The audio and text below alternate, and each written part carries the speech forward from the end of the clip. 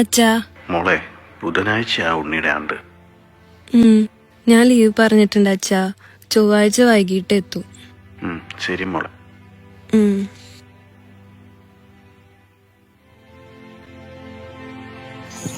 ഒരുത്തനെ ഇതൊരു കാണുന്നില്ലല്ലോ. ഇൻഷുറൻസിന്റെ പേപ്പർ അവിടെ. സാറേ, സത്യമായിട്ട് ഹെൽമെറ്റിനകത്ത് പാമ്പ് കയറിയതുകൊണ്ടാ വെക്കാഞ്ഞ, അല്ലാതെ ദീപാമ്പായിട്ടല്ല.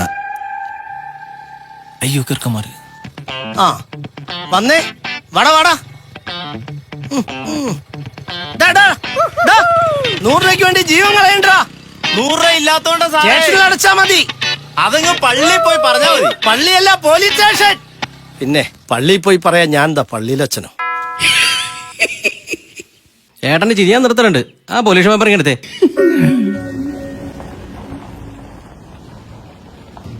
നിർത്ത്.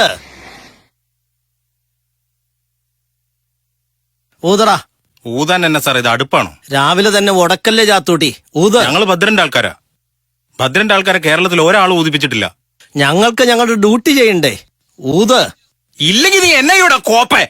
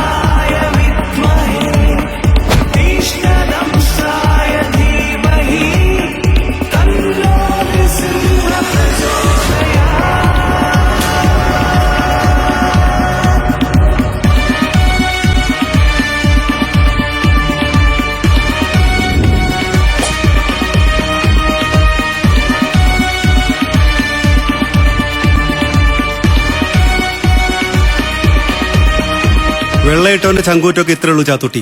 കാക്കയോട് മുട്ടാൻ നിൽക്കുമ്പോ കുറച്ചുകൂടെ ചങ്കൂറ്റം വേണം. അതിന് എന്നെ പോലെ കുറെ ആട്ടറച്ച് പോത്തറച്ച് തിന്നാ പോരാ, നല്ല തന്തയ്ക്ക് വർഗം.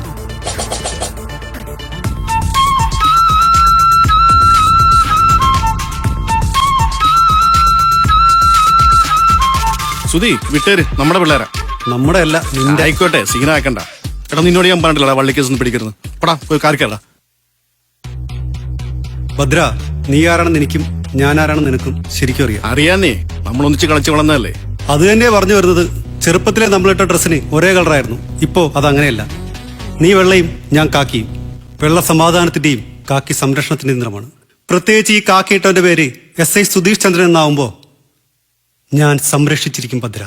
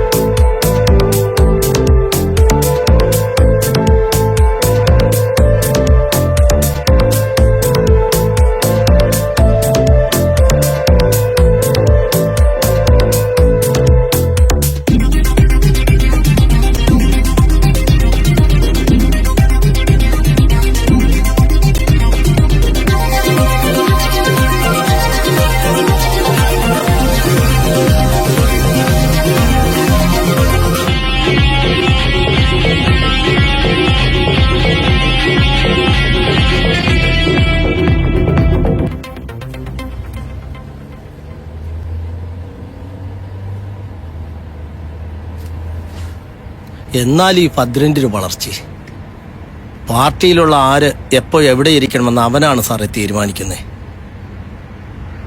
ഇക്കണക്കിന് പോയ അവൻ അടുത്ത മന്ത്രിയാ.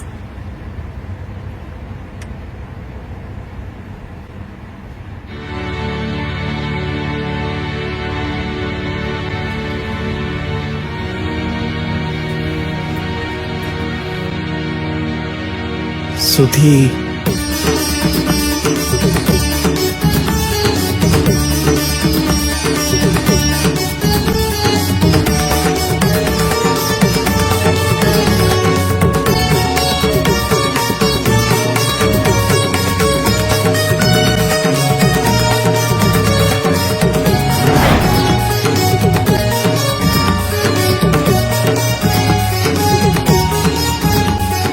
സാറേ,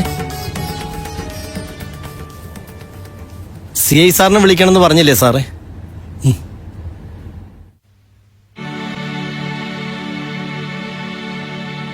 അപ്പൊ ഈ മരിച്ചുപോയ വിനയമാഷും ഉണ്ണിയും സുധീയുടെ അടുത്ത സുഹൃത്തുക്കളായിരുന്നു അല്ലേ? അറിയാം സാർ, ചെറുപ്പം മുതലുള്ള സൗഹൃദമായിരുന്നു ഞങ്ങളുടേത്. മരിക്കുന്നതിന് മുമ്പ് വിനയമാഷ് സുധിക്ക് എഴുതിയെന്ന് പറയുന്ന ഈ കത്ത് ഇതൊരു തെളിവാണ്. പക്ഷെ ഭദ്രനെ പോലെ ഒരാളെ പൂട്ടാൻ ഈ കത്ത് മാത്രം പോരാ സുധി. അറിയാം സാർ, പക്ഷേ എനിക്ക് അവനെ പൂട്ടണം. എനിക്ക് തന്റെ വികാരം മനസ്സിലാവും. പക്ഷെ ഇവിടെ നമുക്ക് വേണ്ടത് വികാരമല്ല, വിവേകമാണ്.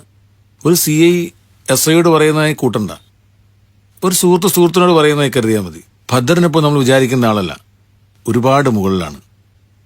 അവൻ കടപുഴകി വീഴണമെങ്കിൽ അടിയോടെ വെട്ടണം. അതിന് തക്കതായ കാരണം വേണം, with solid evidence. I know sir, ഞാൻ അതിനുവേണ്ടിയുള്ള കാത്തിരിപ്പിലാണ്. നമുക്ക് നോക്കാം. താൻ രണ്ടെണ്ണം കഴിക്കുന്നുണ്ടോ? ഹേ, വേണ്ട സാർ. വേണ്ടെന്ന് പറയാലടാ, ഓർമ്മ അടിയടാ. വേണ്ട ഭദ്രേട്ടാ, ഓവറായി. ഈ ഭദ്രനെ ഒരു ചേറ്റക്കും ഒന്നും ചെയ്യാൻ കഴിയില്ലടാ. ഈ ഭദ്രൻ ഇനി നിലയിലെത്തിയിട്ടുണ്ടെങ്കിൽ അത് എന്റെ ഒറ്റ കഴിവുകൊണ്ടാ. അതൊക്കെ എനിക്ക് അറിയാവുന്ന കാര്യമല്ലേ ഭദ്രേട്ടാ. മതി, നിർത്ത്. ഇന്ന് ഇത്തിരി ഓവറാ. വീട്ടിൽ പോവാൻ നോക്ക്. നീ ചെല്ലണം മോനെ. അതെ, നല്ല ഫിറ്റാ. ഞാൻ കൊണ്ടുവിടണോ? ഞാൻ പോവും, തനിയെ ഒറ്റക്ക് വണ്ടി ഓടിച്ച് ഞാൻ പോവും. ഓ, ഞാൻ പോകൂടാ, വണ്ടി ഓടിച്ച് ഞാൻ പോവും. എത്തിയാ എത്തി.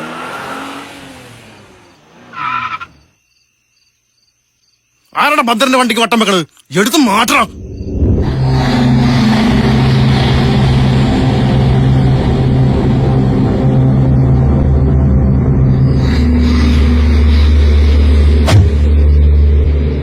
ഭദ്രന്റെ വണ്ടിക്ക് അടപ്പ് വട്ടം ആരുടെ?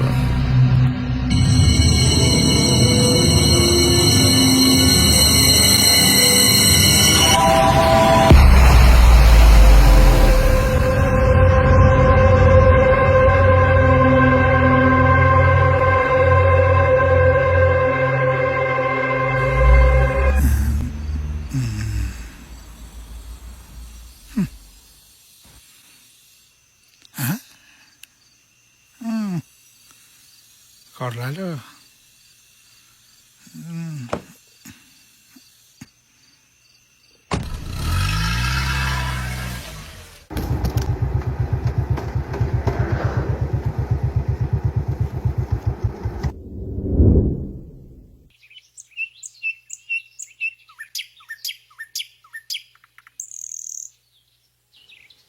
അങ്ങനെ സീരിയസ് ആണല്ലോ സുധി. ഭദ്രനെ കാണാതായിട്ട് ഇന്ന് 3 ദിവസമായി. ഇതിപ്പോ അന്വേഷണം എന്തെങ്കിലും ആയോ സുധി? അന്വേഷണം നല്ല തകൃതിയായിട്ട് നടക്കുന്നുണ്ട് സാർ. അതുകൊണ്ടായില്ല സുധി. കാണാതായത് നിസ്സാരക്കാരനല്ല, ഭദ്രനാ. പാർട്ടിക്കാർ മുഴുവൻ ഇളകിയിരിക്കുക, പോരാത്തതിന് മീഡിയയും. ഇതവன்ട്ട് ആരോ പണി കൊടുത്താണെന്ന് തോന്നുന്നു സാർ. അവൻ വളർന്നതിനോടൊപ്പം അവന്റെ ശത്രുക്കളും വളർന്നു. എന്തായാലും ഇത് നമുക്കൊരു തലവേദനയല്ലോ സുധി. സാർ ടെൻഷൻ വേണ്ട, അന്വേഷണം നല്ല ശക്തമായി നടക്കുന്നുണ്ട്. അവനെ ആര് പൊക്കിയാലും എവിടെ പോയാലും ഞാൻ അവനെ പൊക്കിയിരിക്കും. അവന്റെ എർത്തായിട്ട് കൊടുത്തിട്ടുണ്ടല്ലോ, എന്താ അവന്റെ പേര്? ചാത്തൂട്ടി, അവന്റെ ഡ്രൈവറാ. ഈ ചാത്തൂട്ടിയെ കാണാതായിട്ടും 3 ദിവസമായി. ആ മുങ്ങിയതാ. എന്തായാലും ഭദ്രന്റെ അടുത്തും പണി കൊടുത്തിട്ടുണ്ടെങ്കിൽ അവൻ സാധാരണക്കാരനല്ല.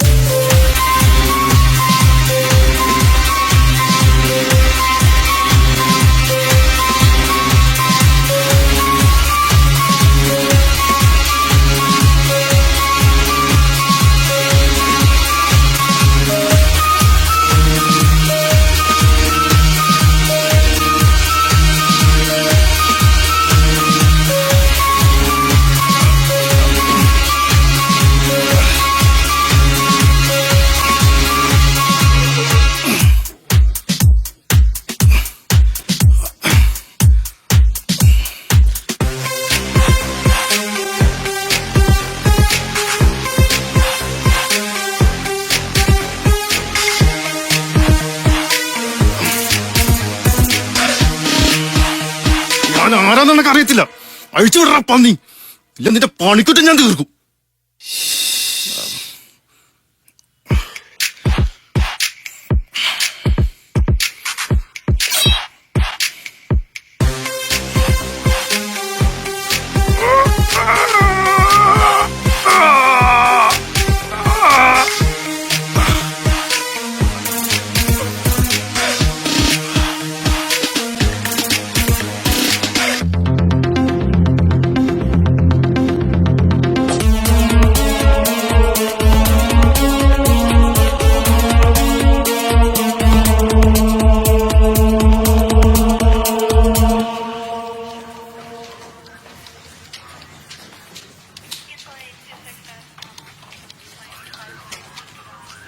സുഭാഷേ, ആ സാറേ. ആ മനോനോടെങ്കിൽ വരാൻ പറ.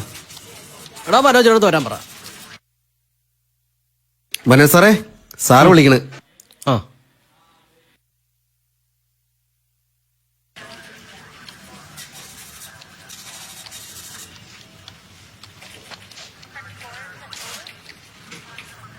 സാർ. മനോജെ, പൈലിയുടെ കോള് വന്നിരുന്നു. ചാത്തൂട്ടി പൈനാവരം റബ്ബർ പ്ലാന്റേഷൻ ഉണ്ട്. റെജിയുടെ വണ്ടി ഇറക്കാൻ പറ. സാർ.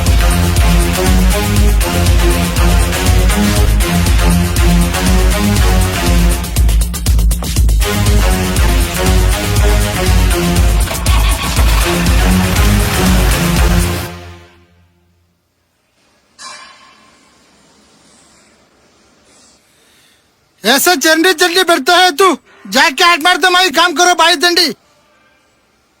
ബംഗാളി ആണെങ്കിൽ എരപ്പാളിയുടെ സ്വഭാവം മാരൊക്കെ കയ്യിലാണ്. ഇതാരും ഇതൊക്കെ ഇവിടെ കൊണ്ടുവിട്ടേ.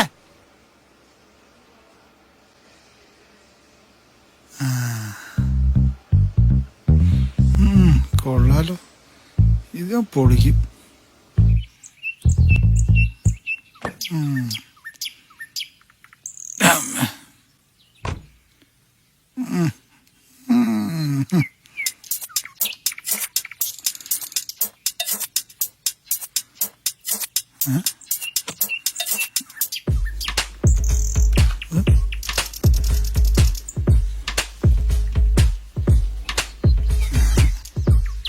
ഐഫോണോ?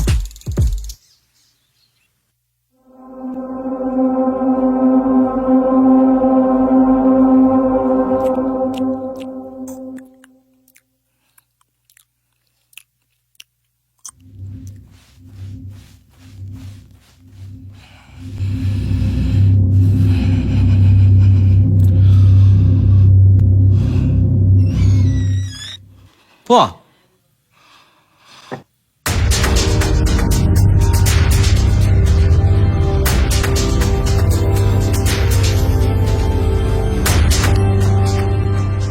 ബീഫ് ഫ്രൈ തിന്നുകൊണ്ടിരുന്നപ്പോ ഓർത്തില്ല അല്ലേ, അത് കൊണ്ടുവന്ന പൈലി ഒന്നാന്തര ഒറ്റുകാരനാണെന്ന്. ഒളിവിലെ ഓർമ്മകൾ എഴുതി കഴിഞ്ഞെങ്കിൽ വാ, നമുക്കിനി ജയിലിലെ ഓർമ്മകൾ എഴുതാം.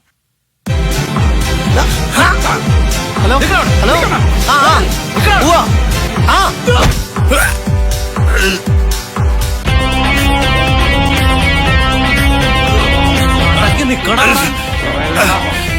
പറയാം പറയാം പറയാം സാറേ, സൈബർ സെല്ലിലെ റോണി വിളിച്ചു. അല്പം മുമ്പ് ഭദ്രന്റെ ഫോൺ ഓൺ ആയിട്ടുണ്ട്. ആരക്കുഴ സ്കൂളിന്റെ tower location. Okay, take him.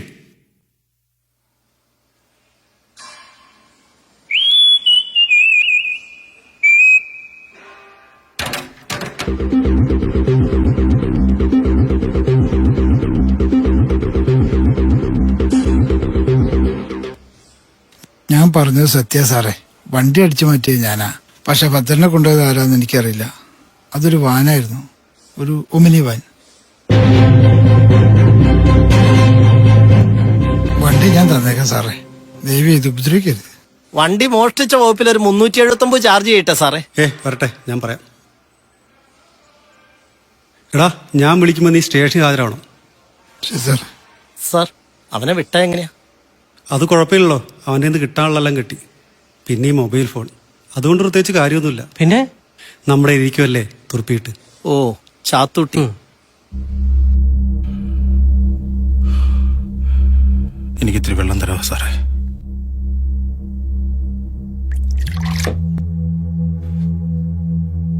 ചാത്തൂട്ടി, ഉള്ള കാര്യം ഉള്ളതുപോലെ പറഞ്ഞ പതുക്കെയാണെങ്കിലും നിനക്ക് വീട്ടിൽ പോകാം.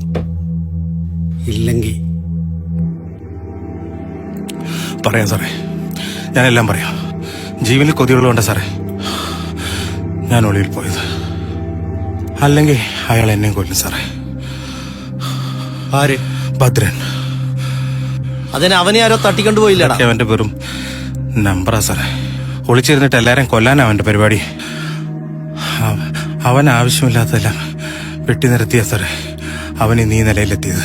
അവനാ സാറേ മാഷിനെ കൊന്നത്. ഞാൻ എന്റെ കണ്ണുകൊണ്ട് കണ്ടത് സാറേ.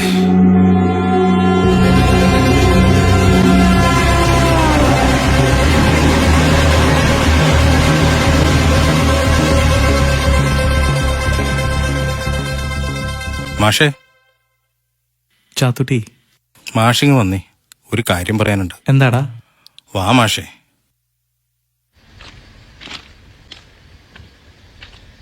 നീ കാര്യം പറഞ്ഞല്ലോ ചാത്തുട്ടി.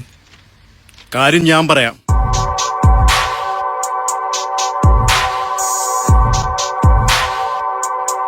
ചെറ്റേ, നീ ഇവിടെ ഉണ്ടായിരുന്നോ? അന്ന് ഉണ്ണിയുടെ പണം അവന്റെ വീട്ടിൽ കൊടുക്കാൻ പറഞ്ഞ് നിന്നെ ഏൽപ്പിച്ചിട്ടല്ലടാ ഞാൻ പോയത്. പിന്നെ എങ്ങനെയാടാ ആ പണം തട്ടിക്കല്ല ഞാനായത്?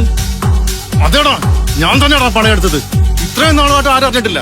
ഇനി നീയായിട്ടത് പറയാൻ നിന്നാ വിനയ നിന്റെ നാശത്തിനാ. എല്ലാരും പറ്റിച്ചില്ലേ? ഇനി സത്യം എല്ലാരും അറിയട്ടെ. അതിന് നടക്കിലാണ് വിനയ. സമയം ഒരുപാട് വൈകി. നീ പരലോകത്ത് പോയി പറഞ്ഞാൽ മതിയോ?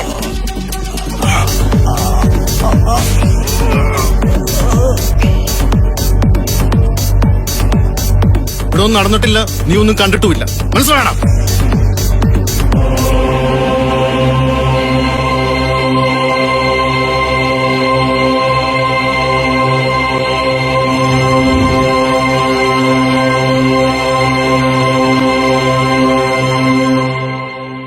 ഭദ്രനാണ് ആള്. സത്യം പുറത്തു വരാതിരിക്കാൻ അയാൾ ഏതറ്റം വരെയും പോകും, എന്തും ചെയ്യും. അവന്റെ മനസ്സ് എപ്പം മാറുന്നൊന്നും പറയാൻ പറ്റില്ല സാറേ. പേടിച്ചിട്ടാ സാറേ ഞാൻ ഒളിവിൽ പോയത്. ഭദ്രനെ എത്രയും വേഗം ഞാൻ നിയമത്തിന് മുമ്പിൽ കൊണ്ടുവരും. അതുവരെ നീ ഇവിടെ കിടക്ക്.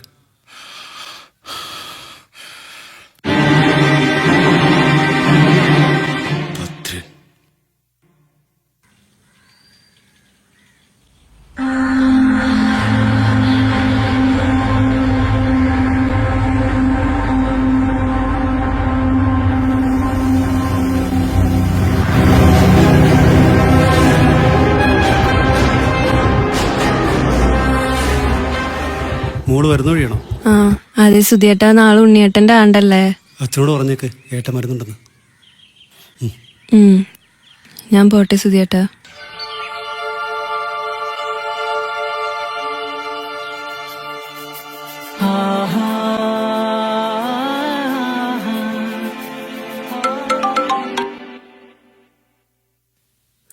വാട്ട്? ഭദ്രൻ മരിച്ച നിലയിൽ. ഒരാഴ്ചയായി കാണാതായ ഭദ്രന്റെ മൃതദേഹം ഒലിപ്പുറം റെയിൽവേ ട്രാക്കിൽ കണ്ടെത്തി. UDP പാർട്ടി അംഗവും ശക്തനായ പാർട്ടി പ്രവർത്തകനുമായിരുന്ന ഭദ്രന്റെ തിരോധാനം കേരള പോലീസ് അന്വേഷിച്ചു വരികയായിരുന്നു. അതിനിടയിലാണ് ഈ ഞെട്ടിക്കുന്ന സംഭവം അരങ്ങേറിയിരിക്കുന്നത്. ഒലിപ്പുറം റെയിൽവേ പാളത്തിൽ ചതഞ്ഞെറിഞ്ഞ നിലയിലായിരുന്നു മൃതദേഹം കണ്ടെത്തിയത്. ഭദ്രന്റെ മരണം ആത്മഹത്യയോ കൊലപാതകമോ? ചർച്ച ചെയ്യാം ന്യൂസ് അവറിൽ.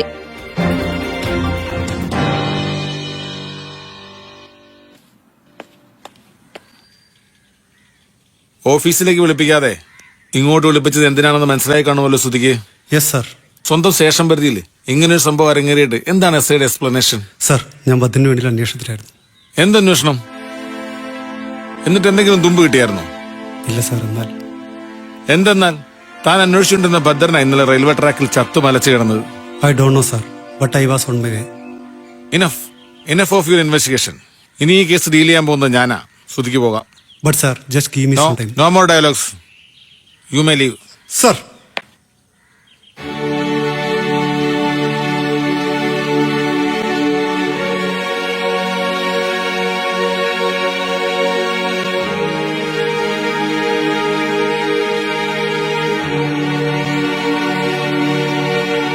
നമ്മൾ തമ്മിലുള്ള അടുപ്പം കൊണ്ടാണ് സുധി ഞാനും തന്നോട് പറയുന്നത്.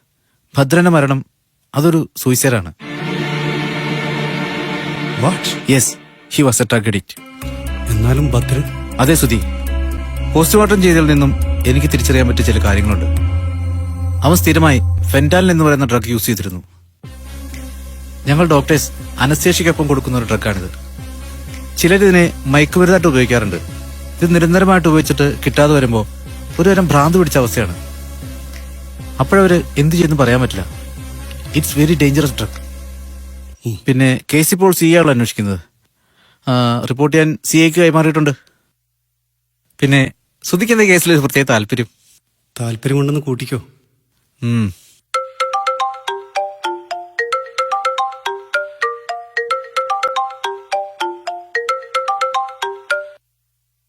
സാർ. ഹലോ സുധി, കേസ് അങ്ങനെ നിർണായക വഴിത്തിരിവിലേക്കായടോ. ഭദ്രന്റെ പോസ്റ്റ്മോർട്ടം റിപ്പോർട്ട് കിട്ടി. It's A clear case of suicide. ഇനി അങ്ങനെ കേസ് അങ്ങ് ക്ലോസ് ചെയ്യാലോ. ആ തലവേദന അങ്ങ് ഒഴിവായി. സാർ ആ കേസ് നൈസായിട്ടങ്ങ് ഒഴിവാക്കിയല്ലേ. നീ എന്തോന്ന് അന്വേഷിക്കാൻ? പോസ്റ്റ്മോർട്ടം റിപ്പോർട്ടിൽ വ്യക്തമായ തെളിവുകളുണ്ട്. So the case is closed. That's all.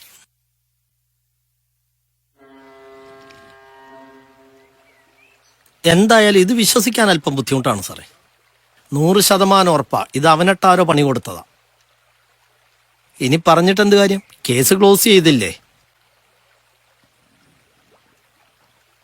എന്തായാലും അവനോട്ടാരെങ്കിലും പണി കൊടുത്തിട്ടുണ്ടെങ്കിൽ അവൻ ചില്ലറക്കാരനല്ല.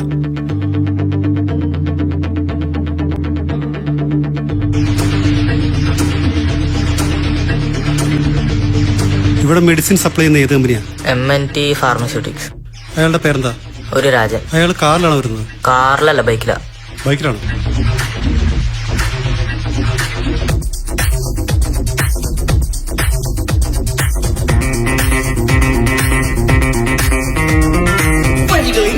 കലികാലക്കുരുക്ക് കനലുകൾ തിളങ്ങുന്ന കഥയുടെ തിരിവ് കതിരവൻ ചൊരിയുന്ന വെളിച്ചത്തിൻ പെരുക്ക് ഹൃദയത്തിൽ നിറയുന്ന മധുരത്തിൻ കരിക്ക്.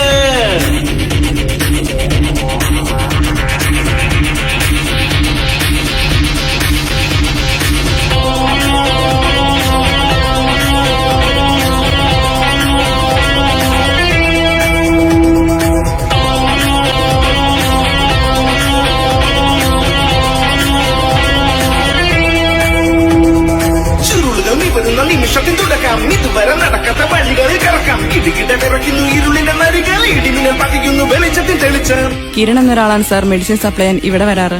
അയാൾ കാറിലാണോ ബൈക്കിലാണോ വരുന്നത്? അയാള് ബൈക്കിലാണ് സാർ വരാറ്. സാർ, അയാൾ ഇടയ്ക്കൊക്കെ കാറിലും വരാറുണ്ട്. ഏത് കാറിൽ? ഒരു വെളുത്ത ഒമിനിയിൽ അയാൾ വരാറ്. ഏത് ദിവസം വരാറില്ല? ബുധനാഴ്ച ദിവസം. ആ, ഇന്ന് ബുധനാഴ്ചയല്ലേ, ഇന്നാണ് അയാൾ വരുന്നത്. നിമിഷം കനലുള്ളി തെളിയുന്നു മിഴികളെ നിറയെ.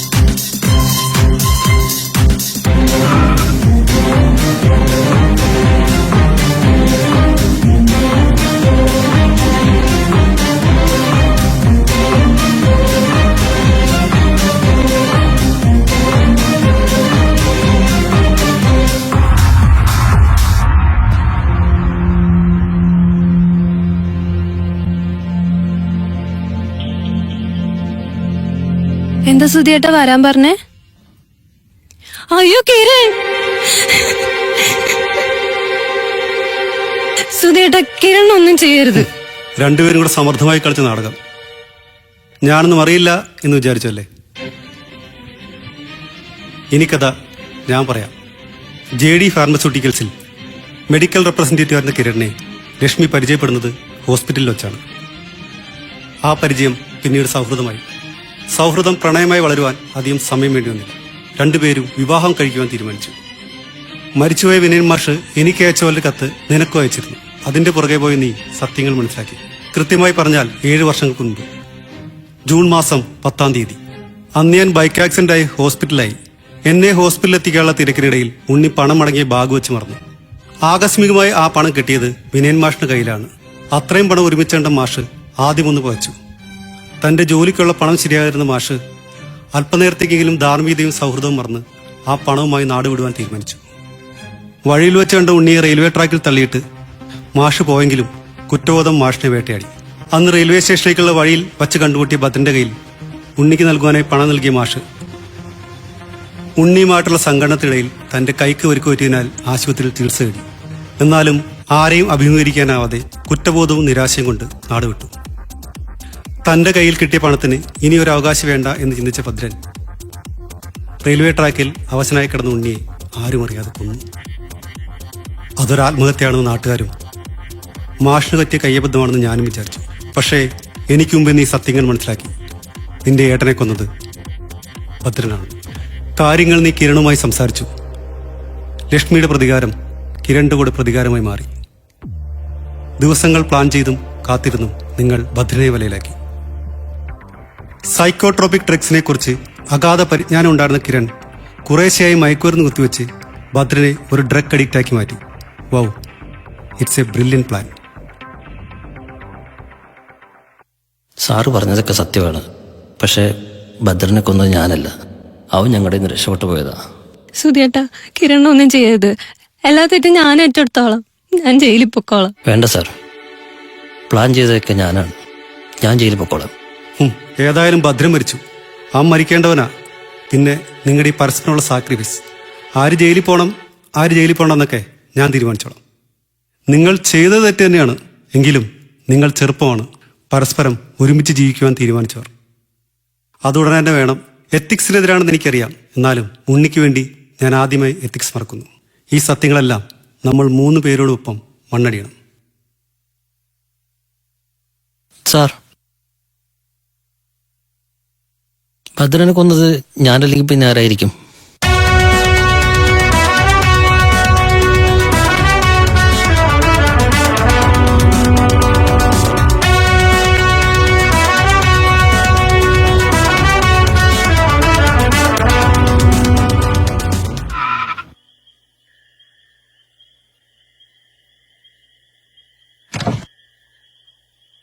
സുധി, നീ ആയിരുന്നു?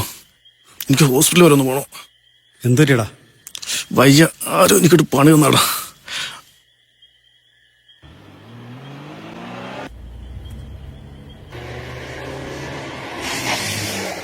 എന്താണ് വണ്ടി ഇവിടെ നിർത്തിയ? വണ്ടി ഹോസ്പിറ്റലിലേക്ക് വിട്. നീ ഇറങ്ങ്, വഴിയുണ്ടാക്കാം. അതിന് ഹോസ്പിറ്റൽ ഇവിടെ അല്ലല്ലോ, ഒലിപ്പുറത്തല്ലേ? നീ എല്ലാം തുടങ്ങി വെച്ചത് ഇവിടെ നിന്നല്ലേ? എല്ലാത്തിന്റെ അവസാനം ഇവിടെ തന്നെ ആവട്ടെ. മനസ്സിലായില്ല നീ എന്നാ ഉദ്ദേശിച്ചത്? ഉണ്ണിയുടെ പണം തട്ടിയതും മാഷിനെ കൊന്നതും നീയാണെന്ന് തെളിഞ്ഞു ഭദ്രൻ. ഇനി വിധി പറയേണ്ട സമയം മാത്രം. അതിന് നീ ഉണ്ടായിട്ട് വേണ്ടേ?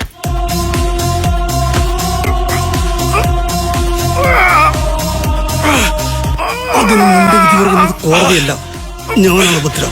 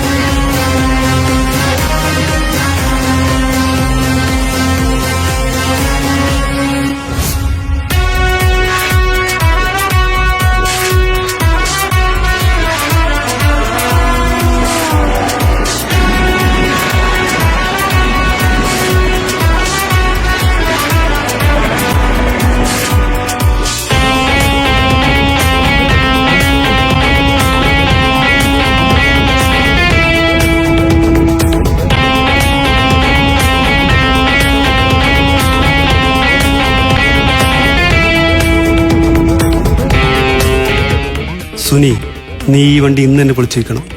ഇതന്വേഷിച്ച് ഇനി ആരും ഇങ്ങോട്ട് വരില്ല.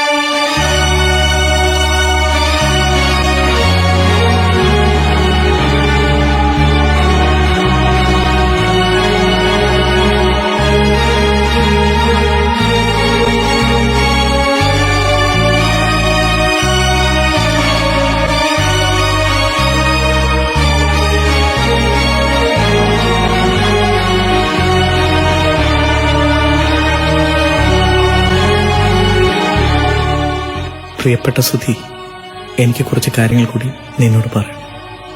അത് കേൾക്കുവാൻ നീ തയ്യാറാണ്? നമ്മുടെ ഉണ്ണിയുടെ മരണം എനിക്ക് പറ്റിയൊരു കൈയബദ്ധമാണോ എന്നെനിക്കറിയണം. അതിന് എനിക്കൊരാളെ കൂടി കാണണം, എന്നെ ചതിച്ച ഭദ്രനെ. അതിനുശേഷം ഞാൻ നിന്നെ ഒന്ന് കാണാം. അറിയട്ടെ എല്ലാവരും എല്ലാ സത്യങ്ങളും.